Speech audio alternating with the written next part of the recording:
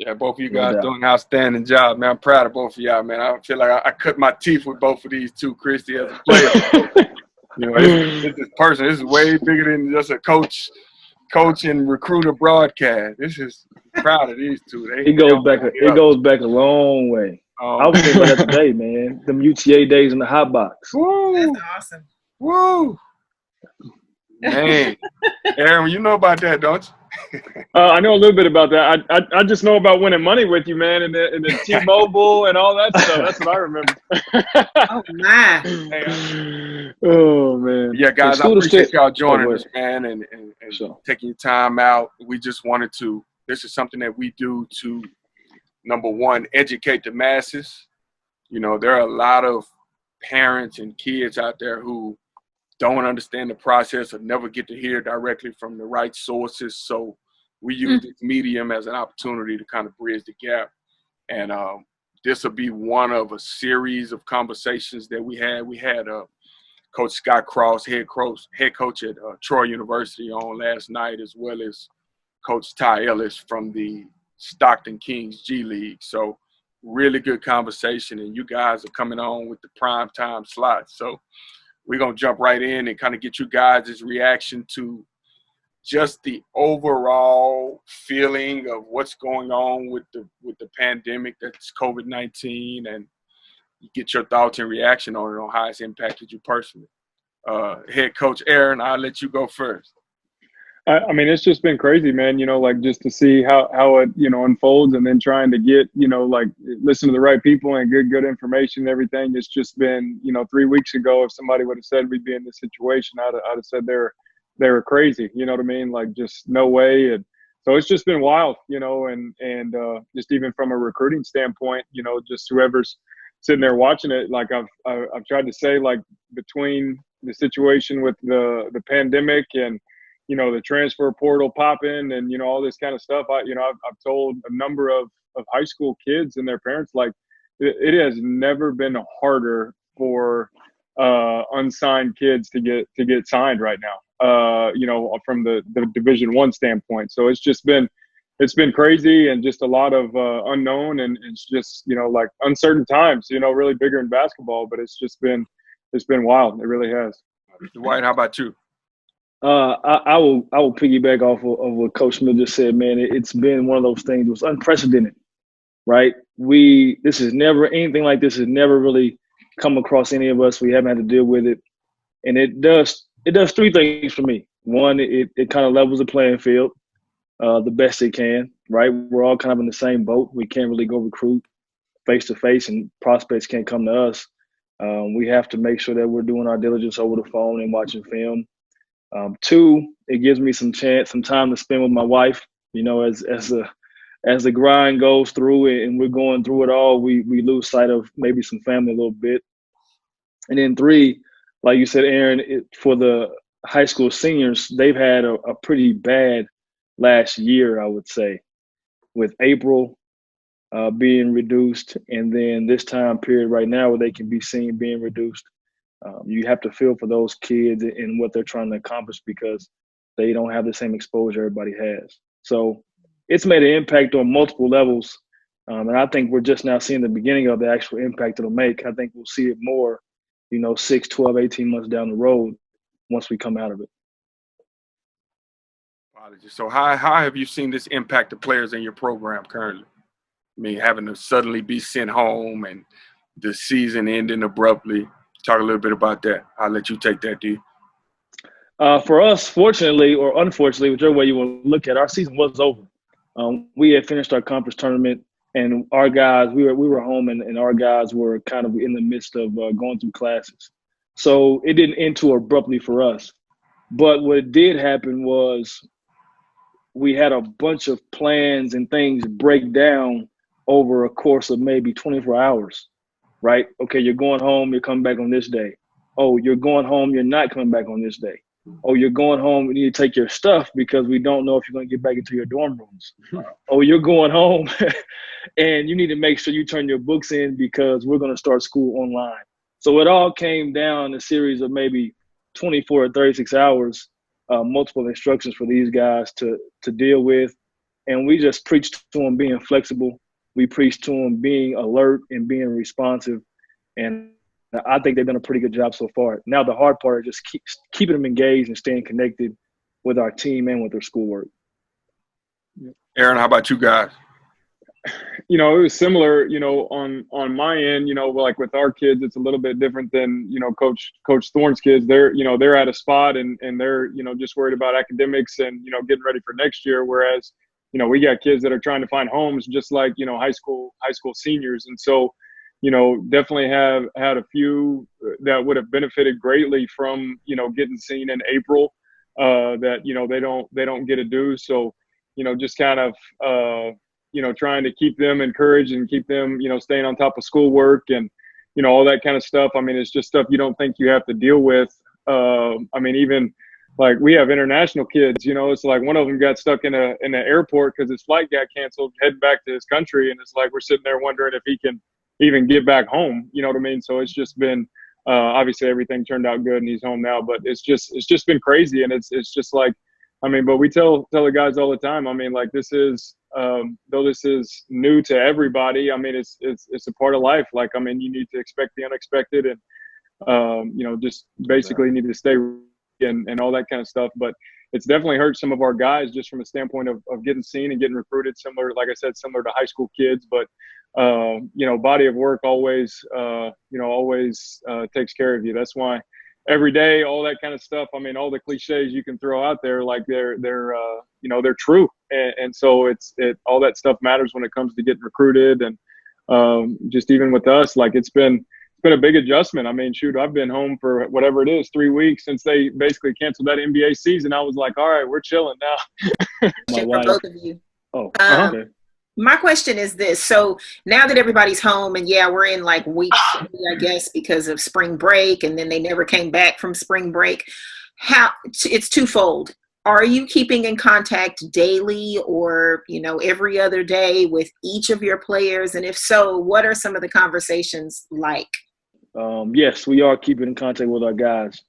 We've kind of implemented a system where every single day of the week, aside from Saturday, we're going to do something different. We created an Instagram page because, you know, the guys are on their phones constantly, whether it be Snapchat or TikTok or Twitter or Instagram. So we created an Instagram page that is solely for our team and our support staff. And every day we're requiring 3 or 4 guys to post motivational Mondays, teamwork Tuesdays, workout Wednesdays, thankful Thursdays, flashback Friday. And then on Sunday, we come together as a team and we meet on Zoom. And then we just kind of check in with everyone and kind of see what's going on. So that's kind of been our plan to keep them engaged. Like I said, we don't talk to them every day, but we have required them to do something on social media or kind of reach out to us. And then with me, the way we do it is we have academic groups. We have 3 or 4 student athletes that are in our academic groups. And with our academic groups, we've been able to kind of take ownership in what we want to do. So with my guys, we have set some goals, and we're going to talk about how to achieve those goals over however long this period kind of goes through. So trying to keep them engaged and trying to keep them enlightened on what's going on is going to be a challenge because they're remote. But this is what college is about, right? Adapting and growing up. Yeah, this is definitely some hurdles that will show some real grit. What about you, Coach Aaron? You know, similar. We're not quite as structured with this. Like we had when everything struck. You know, like our following week was our spring break. So I guess as timing considered, you know, like it was actually good timing. So, you know, then our school came out, you know, midway through that week and said, hey, we're going to extend spring break 1 week and then we're going all online. And so they just literally started their classes back up yesterday. And so we always, all throughout the year, you know, I got great assistant coaches and everything. They stay on top of them as far as academics, just logging into their stuff every week and making sure they're staying up to date and all that kind of stuff. And it is difficult. I mean, like we're, especially as athletes, we're very routine driven, and, you know, our routine has been completely changed. And it's not like, you know, oh, well, the homework's easier to do now because I have more free time. It's like, no, my routine is messed up. So I'm not going to weights and then workout and then study hall. I have to do it on my own. So everything's really changed. And so it's just going to be important for the guys to, find a routine somehow, at home. And as long as they're doing the work, the thing that I always tell them is, like I'm a morning person. So if I have homework I got to do, like I'm going to wake up early and I'm going to get it out of the way, but most kids aren't like that. But it's important to find, when do you think you're best and when do you do your best, and to set aside time every day to do that. Yeah. That's great. Jabari. So how does, pro, man. How does that being said, how does that impact recruiting for next season? I mean, surely that's got to present some challenges as far as you guys getting out and scouting and seeing talent. And, one of the things that I'm noticing is at these high school games, there aren't as many college coaches. And I tell parents this all the time. College coaches aren't able to attend many high school games. Not that they don't want to. It's that they have their own team, their own seasons that coincide with everything that's going on. So that's their priority. So anytime you guys get a chance to get out, you do. But you look forward to those AAU events and those other events where you can see multiple prospects under one roof in one setting. So now that that's kind of been impacted, talk a little bit about how that affects your recruiting. Yeah, I'll just say, it's different for us JUCO guys. At the Division I level, they might be, looking for, 2 or maybe 3 at most, or, something like that. I mean, every now and then you'll have to sign more guys, but, it's just different on, but on the JUCO side, it's, like every year you're looking at having to sign, at least, 7 or 8 guys. And so it definitely impacts it. I think we were somewhat fortunate to, be on some kids early and recruit some kids, early where kind of our evaluation with some of our prospects were definitely done. We didn't need to evaluate anymore. And it was just more about, selling them on the program and selling them on, what we believe we can do for them.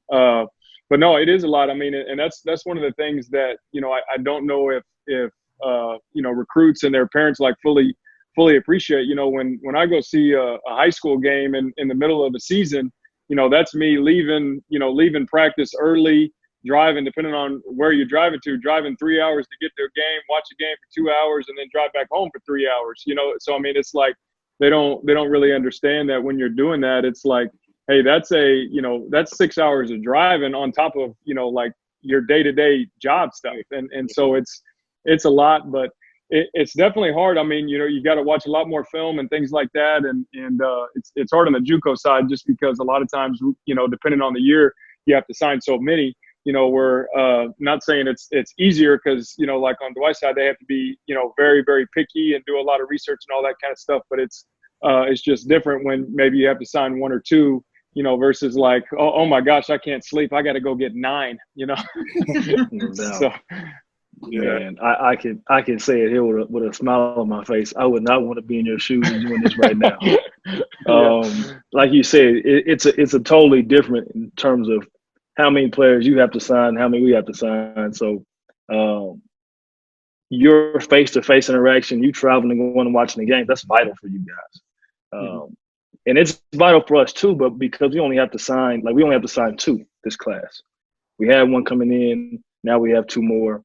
And we get, like you said, the opportunity to be more picky and really trying to find the right fit for somebody who can come in and make an impact. Now, for us, we are trying to get older, and we're trying to find guys who can come in right away and contribute. Normally, at our level, freshmen don't necessarily do that just because they need some time to develop. And I think unless you're a top 50, top 60 freshman, what type of impact do you truly make at the college level, in your first year, if you're going to a good team? So we're looking for a couple of older guys, 1 or 2 guys. And with us looking to get junior college or looking to get transfers, we have the ability to watch synergy. So there's a lot of film available for us. To go on the internet, to watch film, talk to coaches, look at stats. So we have a lot of resources at our fingertips to do our due diligence. If we were trying to recruit 2020 high school kids, it would be really hard that we haven't seen because like you spoke of, Jabari, we can't get to a whole bunch of high school games because we're here with our team and our season trying to win games, and we can't get true evaluations all the time. So this time right here in the spring, AAU is critical for us. Yeah. To do more evaluations, to identify prospects, and to get a jump start on 21 class, and maybe button up the 20 class. So it's definitely presents some challenges.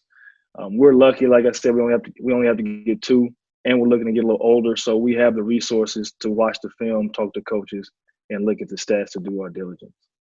So as your official title is assistant coach, but you're over the recruiting aspect on the staff, correct?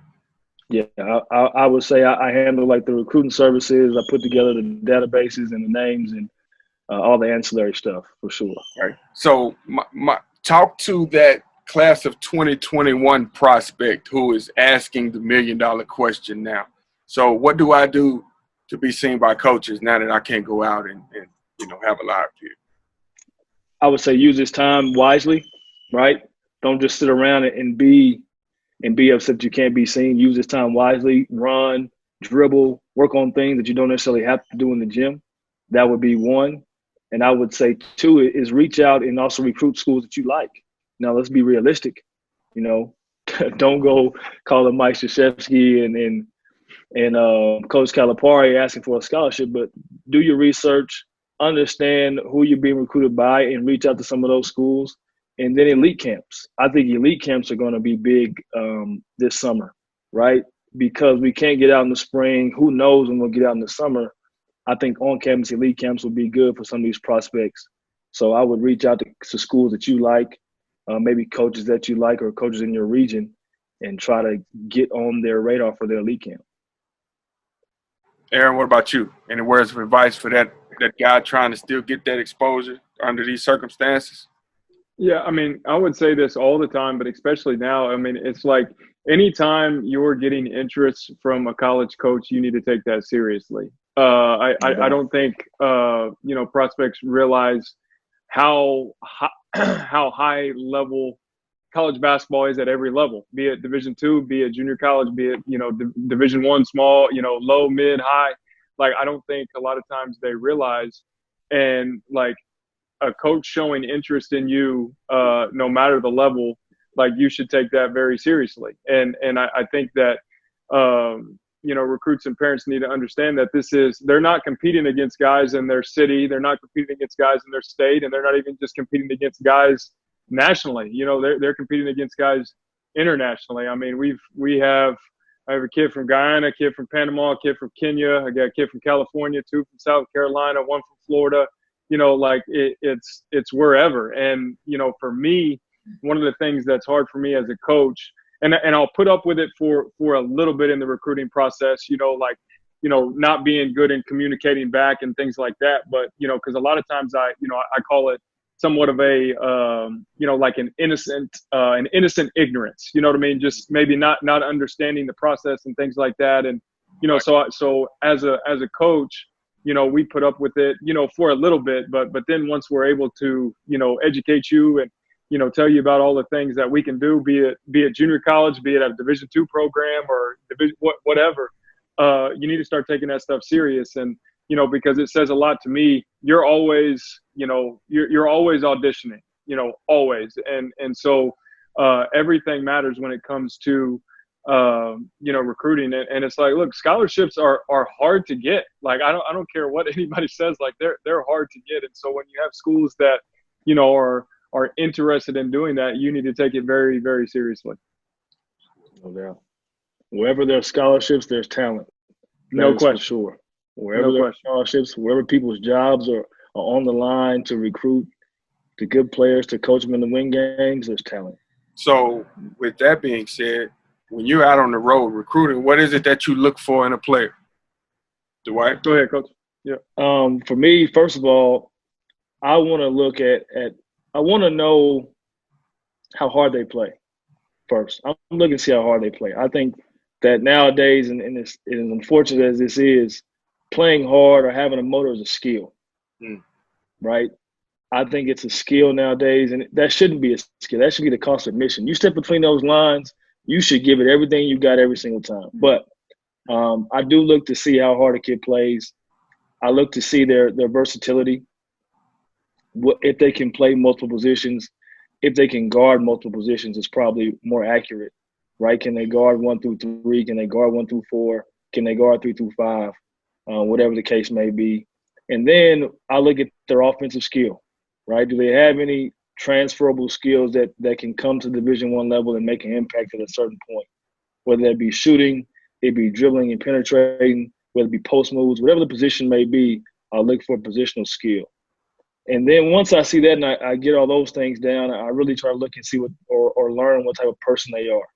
And while this is last, because you can't necessarily always see on the basketball court, probably the most important is the character.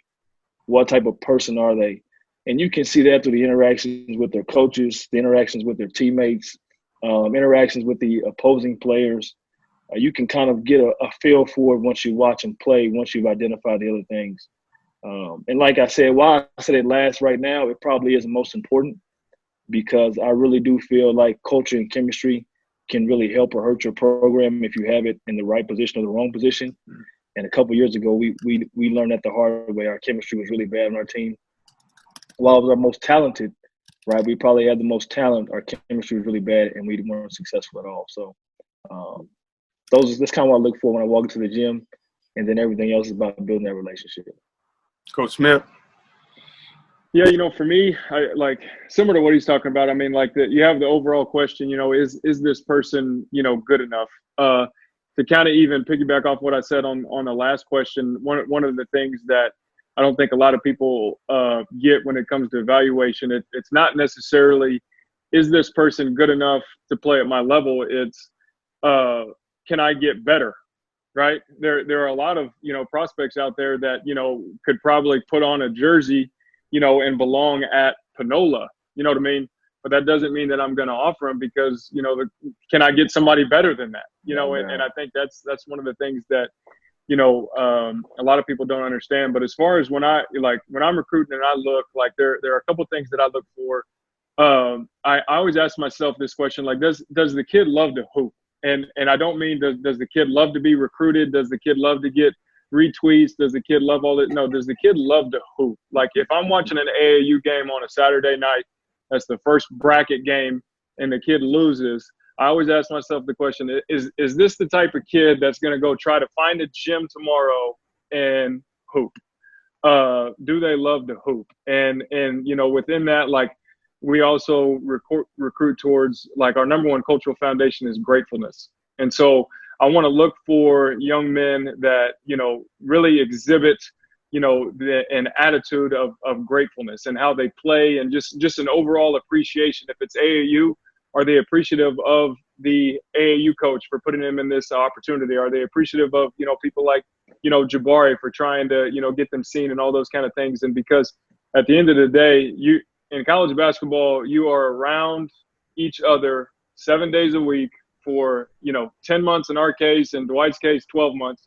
And it's like, you want to be somebody that you want to be around all the time. And so we look for grateful kids. And to be perfectly honest, a lot of times we'll take a kid that may be not quite as quote unquote sexy, but exhibits those things, because at the end of the day, like that's what you win with. And I think that, culture is a very, very overused term, but it's also it is the most important thing. So maybe I shouldn't say it's overused, because it is the most important thing. And can you fit into, the culture of a winning program? So that's what I look for whenever I'm watching kids. That's really rich. I have two comments before I ask, I guess, my next question. The first comment is thank you, Coach Dwight, for mentioning that innocent ignorance. Innocent ignorance, yeah. That was Aaron. Oh, I'm gonna steal that one though for sure. Right. I'm sorry, you're right. It was you. I'm sorry. Yeah, right. I just talking about that and emailing and the kids being able to communicate. That's so important, because it reminds me of what we try to really practice with these student athletes that come under our umbrella for whatever event we're hosting, even if it's just completing how you get into our database, and just trying to really get them to understand communication is key, and y'all gonna have to email. You know, you can't text and TikTok everything. It's got to be. They're so addicted to TikTok. It's hysterical. Yeah. But then the second comment, also back to you, Coach Aaron, is about that gratitude. That's really important. And those, I'm always, you know, I kind of am the silent one. I hold the camera, but every now and then I'll speak up directly to a kid. But I usually always tell Coach Jabari some quick thing, like, I really like that kid. His energy is good. Or I can call him when I see him and say, no, he's too arrogant. They too full of and too puffed up. And somebody's gonna knock him down to size, you know. And I hate that. I don't like that. Sure. It is what it is. But you're right. That's so important, and that's really great. All of that is. I'm gonna share a funny story, and then I'm gonna let her ask her question. But it's kind of amazing to see how she walked into this entire monster that's basketball or grassroots high school basketball 3 years ago, and didn't really know much about the game and was just kind of filming and helping us out. But 1,500 games later, like, it's so funny to see college coaches that call me and say, hey man, I need to see the copy of the game from last night, and I want to see Christie's copy. I don't want to see Huddle. I want to see that. You know, and I need Christie's evaluation, not yours. Right. and then they'll sit down and say, so, Jabari, tell me what you think about Dwight Jr., blah, blah, blah. And then they'll turn around and ask her, now you tell me what you think about. So to see her give her input and evaluation on some of these kids is just kind of funny, man, and priceless to see that, you know, these coaches really, they value what she's bringing to the table. So appreciate you, Christy. Thank you. Yeah, it's interesting. I mean, it's amazing what you can hear under the basket, wherever I film from. No doubt. It's interesting. I mean, I try to move around a lot. I don't like to get stationary, and I have my particulars. But it's a trip, because I can, by halftime, I'm like, ooh, that one over there, he's got a problem, or this one is really cool. Like, I try to capture a lot of B-reel, and I'm always telling, you know, Jabari, I'm like, look, if they ever want to know the kind of character so-and-so has, you know, that's why he knows I'll follow certain kids. I mean, we walk off the court, the kids, the teammates, and the coach. We see all of that on film. That matters. We've been in a position to capture a whole lot more than what we bargained for, more than what we signed up for. But either way, I mean, it's genuine. We have a genuine passion for being there. So here's my question to everybody, all three of you. How are y'all surviving the loss? Is there a grieving process for no March Madness this year? How are you faring? Is there therapy going on? What are you doing? How are y'all holding up? I've shut it down completely. I watch no basketball right now. I haven't played. I haven't watched any. I have shut basketball down completely, just so I can reprieve and get and cope with the loss. I mean, this is terrible. This is like the worst. You got to understand, you're talking to a guy who March Madness is every year is my most favorite event of the year, of anything. Like, I shut down. It's my birthday month too. So the last couple of weeks of March Madness, I mean, and for that, to have that canceled, I've been watching that since, I don't know, 4, 5, 6 years old.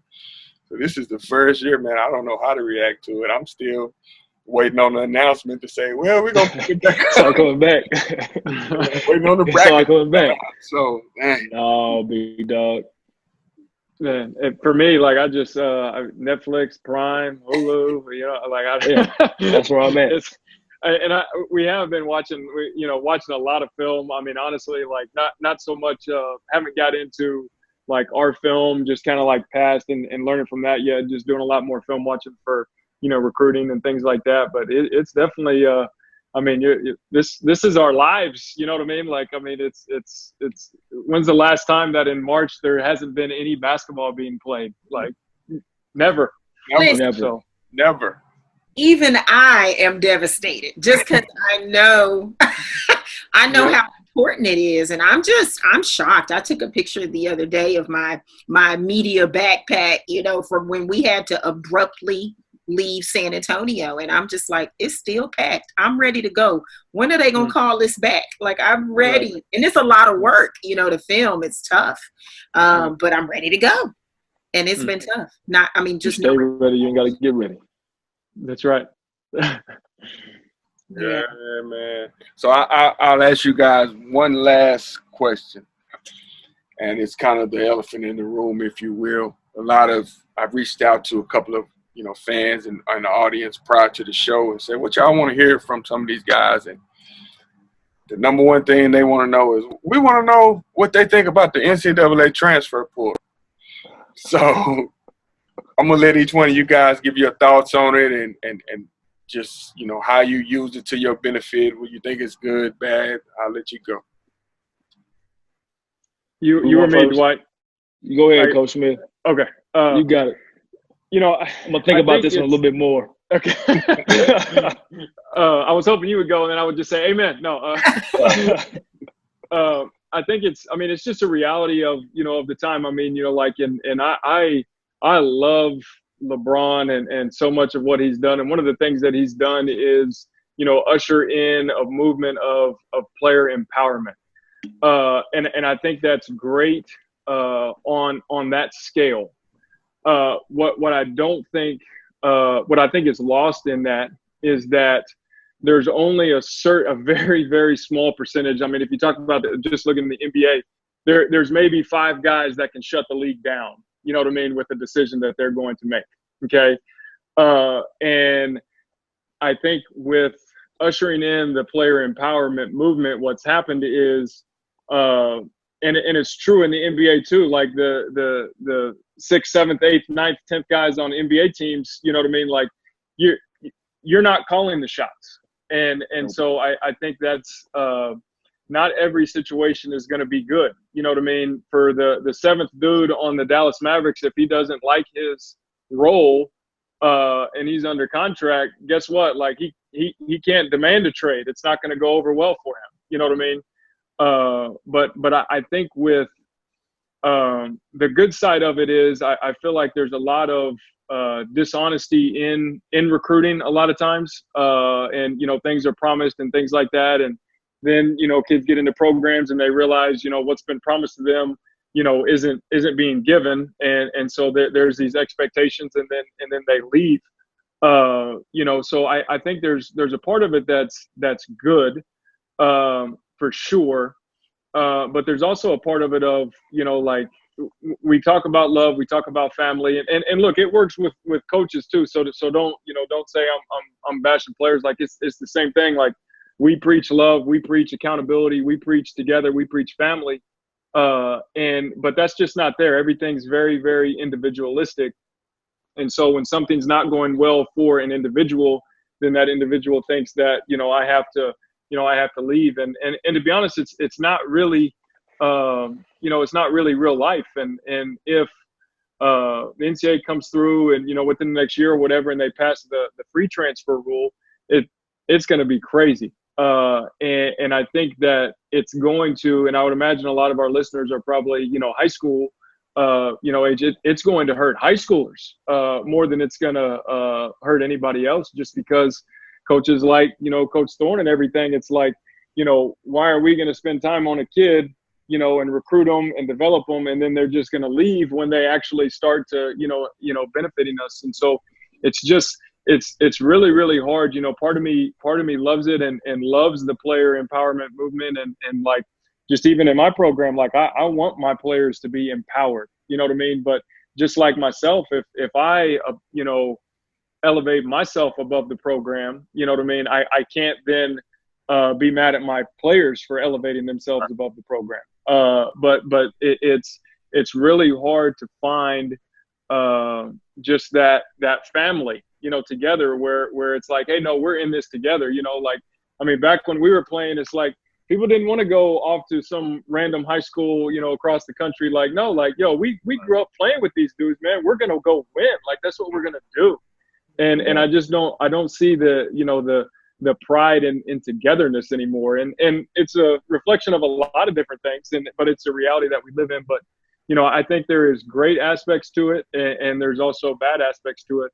And the last thing I'll say is, as much as, like I said, we think it empowers kids, it's really hurting, a lot of kids, especially the high school, especially the younger kids, because, Division I level, these dudes are getting fired now after 2 years, on the job. And it's like, you don't have time to develop a high school kid. And so it's just, it makes it really hard, but it's a reality. And, like, I am not going to be an apologist for coaches bouncing and not being, a part of a family. And, I'm not going to be it for players either. So I just, it's a reality, and you have to, fight. You got to fight for family. And if you fight for family, you know what I mean, and you're tight, then it probably affects you less than it does a lot of other programs. Wow. That's good stuff. That's good stuff.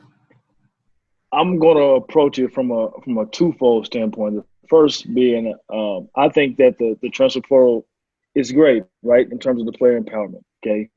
If I go to a school, I don't like the situation, or my coach tells me that I won't be playing much, it gives me the opportunity to go play somewhere else. I think that's great. I think what the downside of it is, a lot of these student athletes are jumping into the portal without a plan and not really understanding what the consequences are. If they go into this portal, they get overlooked, and then they don't have a school.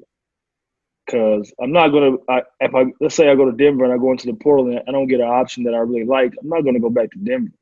Like, that bridge is burned. We're recruiting another player for your spot so that we can have somebody on our team that can come play and make an impact. So I really just hope that whoever they're getting their advice from, whether it be the coaches, it be the handlers, that they're really understanding the consequences of going into the portal and not getting what you want. We had 3 guys. I think it's on average now, 3 players are going to leave every Division I institution, 3 or 4. And we had 3 leave last year. And like I said, we weren't great the year before last. And they all went Division II because they thought that the grass may be greener. They could find another Division I institution, and they ended up going to Division II.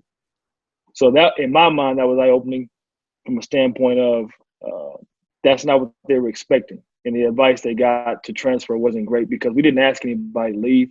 We didn't say anybody wasn't going to play. They all left on their own accord.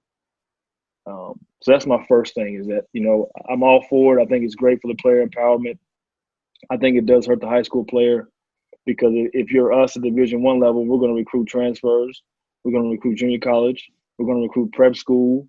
And then we're going to make our way down to high school, depending on what our timeline is and what we need. And then from the second standpoint of it is I give kids the warning of, you always want to go to the highest level. I hear a lot of kids, a lot of coaches saying they want to go to the highest level. The highest level isn't necessarily what's best for you. It may be what's best for somebody else, and maybe what's best, what you think may be best.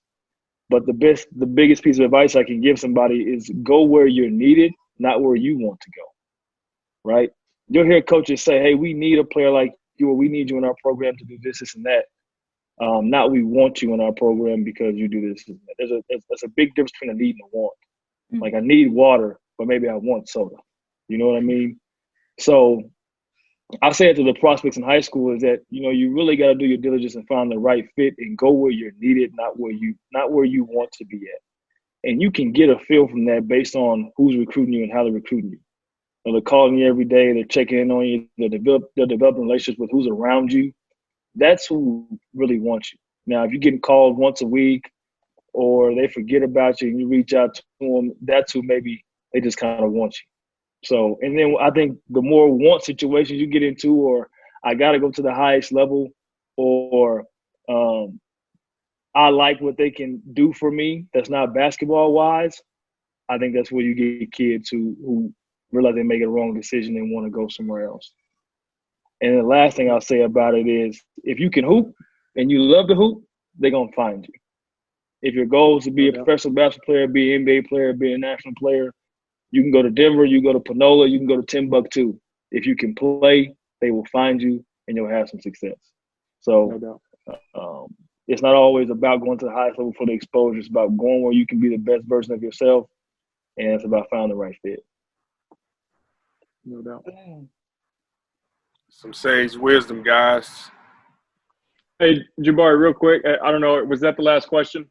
Yes, I think so. Okay, I just wanted to say something because like just when in all of these times like it can be so crazy, especially for like these 21 kids and the 20 kids, and like at the end of the day, you just got to take a step back. You know what I mean? Relax. You know, for me, I'm able to trust that because I believe that there's somebody greater than me in control, and you have to. We preach to our guys all the time: control what you can control, and you can't control that there's no AAU period in the spring. But you know what? You can control how good of conditioning you are in September for whenever coaches can come watch you play. And you can control, how tight your shooting form is when they come in September and all of these things. And, so I would just say take a deep breath, you know what I mean, and control what you can control. And the stuff that you can't control, like, don't lose sleep over it. You know what I mean? Because at the end of the day, it's got to be bigger than you. Like I said, for me, I trust that, somebody's in control that's a heck of a lot, knows a heck of a lot more than I do. And so, you trust in that and control what you can control and do what you're supposed to do every single day. And I can't tell you how many times, especially at the junior college level for me, like I've had kids that maybe didn't have the numbers that they should have had or didn't, but they did what they were supposed to do every single day. And it's just amazing how opportunities come to those kids that do what they're supposed to do. And it's just the way it works out. It's amazing. No doubt about it. I think that goes for everyone, right? If you be humble, you work hard, you're a good person, I think the good things will follow you for sure.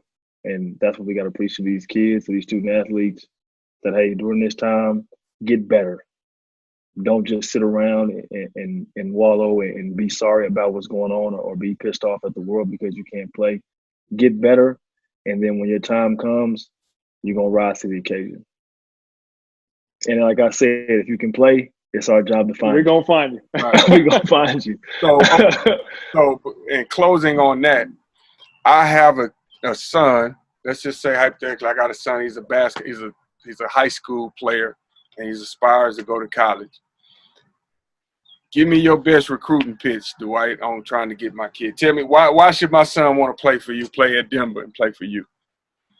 The reason that your son, Jabbar, should want to play at Denver and play for me is, I'm going to say it's three things. I'm going to keep it short and sweet.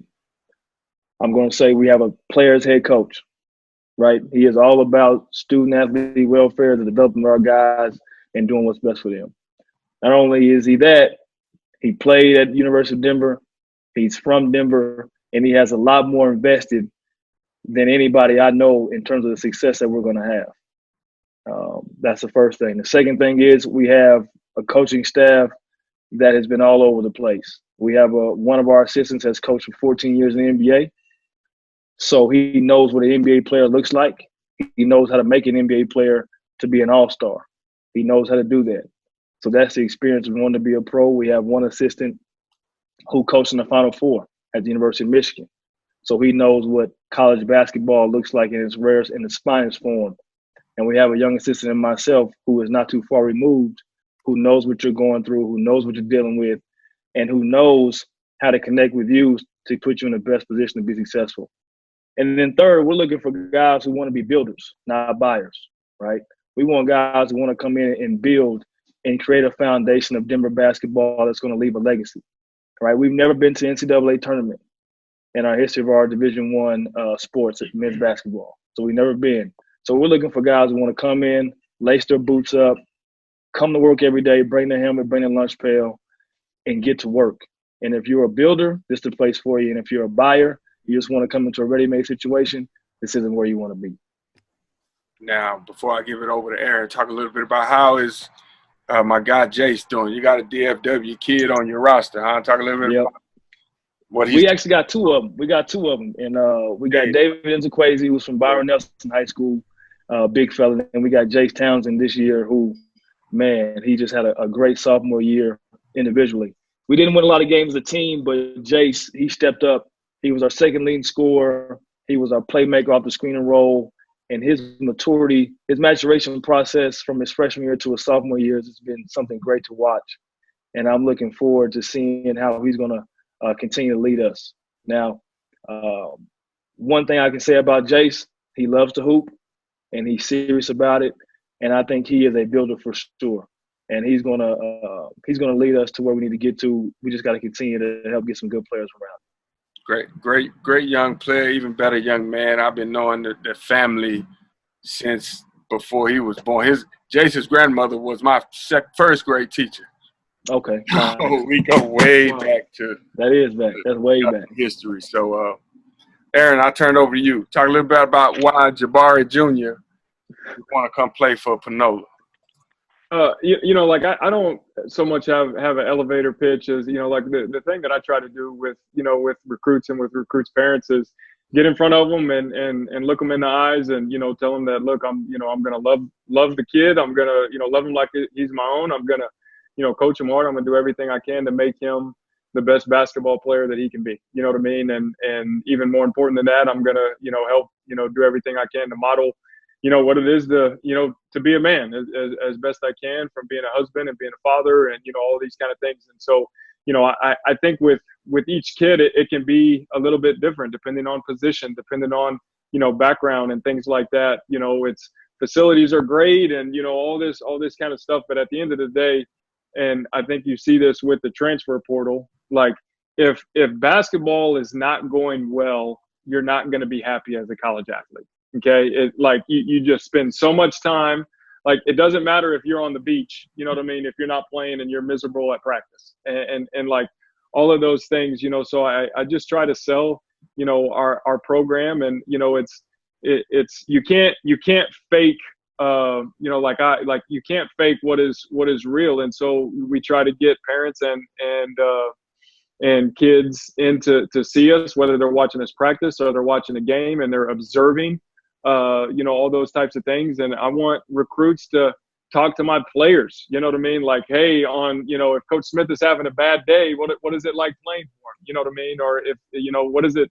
And they need to do that. Like, do your research, because no place is perfect. And, everybody is quote unquote maybe hiding something, right? And so it just do your research. And, I never promise, we've sent a lot of guys Division I, obviously, and, I've had a lot of success, but I never promise, hey, you come here, you're going to go Division I. Hey, you come here, you're going to do this. Like, I promise that I'm going to love you. I'm going to coach you hard, love you hard. And if you trust me and you do what the things that I'm trying to do, I believe that this can be you in a year from now or 2 years from now. And so just trying to sell, like, just, hey, this is reality. It's not a sales pitch. Like, this is your life. And if you don't feel comfortable in a situation, you need to do all your research and, observe those things, because that's really the reality of the program. You got to get the ins and outs of it. Those are two pitches right there, guys. I don't know. It's going to be hard for me to say no to those. I think one thing that is definitely obvious from speaking to multiple coaches and being around it, there are more than one way to skin a cat, right? Mm-hmm. There's a lot of ways to accomplish success in this business. And I think, like what you said, Aaron, was just, you got to really figure out what works for the student, what works for you, and how you can bring the best out of whoever it is you're recruiting or whoever is on your team. And there's no right or wrong answer. There's no right or wrong way to do things. It's just, you got to make sure you find what's best for your organization. What do rankings mean to each one of you when it comes to recruiting? Break that down for me. A lot of times we're in a culture where guys are so caught up in rankings as opposed to development and whatnot. So what do rankings mean to you? I think it's I'll say not much would be the short answer. And that's not a disrespect to whether it's Jabari or whether it's, state, city, state, national, there's just too many players. And there's no way that, people can accurately evaluate talent. There's too many players. And so will I look at rankings? Yes. You know what I mean? But I don't care where a kid's ranked. Like, it's like, I care about my evaluation and I care about who's with the kid every single day. The person I'm talking to when I'm recruiting high school kids, like, obviously, I'm going to talk to the kid. I'm going to talk to the high school coach. And I want to know, hey, is this kid like, what is this kid like on a daily basis? And that's what I want to know. And so rankings can be a somewhat guideline maybe to form a list, but it's funny because, I see a kid play in September and I love him and he's not even on the top 150. Like, I don't care. It doesn't matter to me. You know what I mean? I just assume that somebody maybe hasn't seen him play. But no, right. But I just, it doesn't matter. It really doesn't matter that much. And so again, control what you can control. And the thing I'll say to recruits too, like, goodness gracious, like maybe you're a very high academic kid and you wouldn't even consider junior college, even though Ivy Leagues recruit junior colleges now. But I'm sitting there watching, somebody on your team. And, I know Coach Thorne, Denver being a really good school, like that's all we do is talk. That's all we do as coaches is talk. And you never know who's watching, who can help you, and all those kind of things. So don't worry about rankings. Like, control what you can control and do what you're supposed to do every single day. That's fantastic, D. To piggyback off of you, Aaron, I think, and you can correct me if I'm wrong, there's kind of a stigma about junior college in terms of you go there if you don't have the grades like it used to be. It's not like that anymore. Right. It's not like that anymore at all. So anybody listen, that is not how junior college is anymore at all. Like you said, Ivy Leagues are recruiting junior colleges. We're recruiting junior colleges. We're a high academic institution. Like, that's just a place for you to get some more exposure. And there's a lot of dudes in junior college basketball. A lot of them. No question. So I say that to say this. Now, for me, I think the best thing to do is hold on. Jabari, you gotta repeat the question. I just forgot it before. The rankings. About rankings. Yes. Okay. Yeah. I was like, where am I going with this? For me, it's ancillary, right? I go into the gym. I see what I like based off the criteria I gave earlier, and then maybe I go look at the rankings to kind of see, okay, what did my eye tell me? And then if I see my eye told me maybe something I like or I don't like, it doesn't deter me from still recruiting the kid. It's all about the fit for what we need and how I see that kid fitting into our culture, fitting into our team, and fitting in with our players and our staff. And if he's a good player and he's ranked 212, he's still a good player. Somebody doing the rankings is just not very good. So you're not going to fall victim and cave into the media hype of, No. Well, why is he not – Coach, we want a top 100 kid. We can't look him up on YouTube and see his highlights, Coach. Why are you bringing him in? For us, the University of Denver is probably good that we keep him out of the top 100. That's just keeping it 100. Yeah. Good stuff. Coach Christie, you got any closing remarks? I do. I want to say thank you to Coach Aaron and to Coach Dwight. I think this is great. I'm excited that we're doing this every night, reaching out. Again, when Jabari said he wanted to do this, and all I could think was, we got to answer the questions that everybody's wondering. And people want to know what college basketball, because this was the season that all of this shut down. So everybody's lives are in the balance. And so it's just so important that we take the time. And while we're all quarantined and sectioned off, and everybody's now having to be quiet and have to, kind of pay attention to things that when the ball is bouncing in games and lights and fans and all of that, we're missing out on some things. And now we're faced with having to pay attention. So it's important to now be thinking, what is going to happen in the fall? Summer is out, spring is out. What's happening, and where are these kids going to have a home, and how do they navigate the process of getting there? So I just personally, and on behalf of Heads Up, of course, we thank you and appreciate you for taking the time and wanting to be open and candid about, what your programs are doing. Because again, those are the questions that the average parent, player, people want to know. Your thoughts and where you all stand and what your programs are preparing for. So thank you. We appreciate you. Thank you. Absolutely. Am I going to continue? I guess I'll finish the final thoughts. Yes, absolutely. Okay, so again, we want to thank everybody for tuning in. Stay tuned, please, for the next time or the next subjects. Make sure, and the way you can know when we're going on and when you can watch these playbacks is make sure you're following Coach Jabari. Can you tell us your handles, Coach? We can be found on Twitter at HeadsUpU, HeadsUpU, and on Instagram at The Sports Influencer. Okay. As well too, Jabari Johnson on Facebook. So we're all over the place. Check us out. We're looking forward to connecting with you guys. We're getting ready to roll out a lot of virtual classroom activity and some things for some of the student athletes to tie into while they're quarantined to keep up with that development process. So you guys go connect with us online and be on the lookout for that.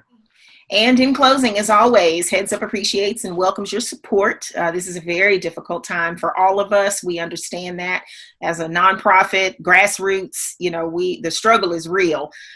We hadn't even mentioned this. We missed out on our All-Star Week, which is a massive platform that provides quality, trusted exposure for kids, again, trying to get to college and also celebrating those graduating seniors that work so hard through their season to get to where they are and to go off in the fall and be great, starting their next chapter. So you can always help us keep working for our youth and families by making a charitable donation via our website today or any day at www.theheadsupfoundation.org. And even in these confusing times, one thing is certain. Well, there's two things. The first thing is, remember, it is easier to build a strong child than it is to repair a broken man. Secondly, please wash your hands. Stay home. Wash your hands. Stay home. Stay home. Stay home. Stay home. Our goal is to flatten the curve. Flatten the curve. Matter of fact, let's all say it on 3 together.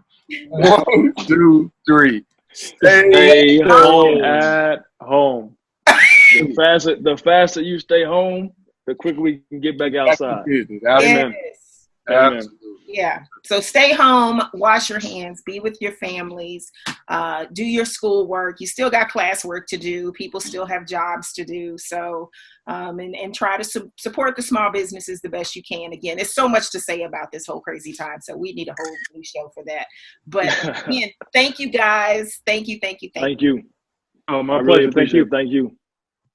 Appreciate you guys. Thank y'all so much. Peace. Like they need one.